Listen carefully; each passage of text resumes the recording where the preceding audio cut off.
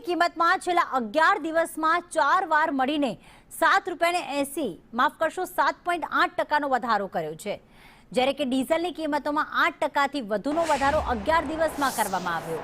પણ આ સ્થિતિ માત્ર ભારતની નથી। યુદ્ધ શરૂ થયું ત્યારથી ક્રૂડ તેલની કિંમતો $126ને અડીને પાછી ફરી સતત $100ની ઉપર જોવા મળી અને તેના કારણે અનેક દેશોએ પેટ્રોલ અને ડીઝલ મોંઘા કર્યા છે।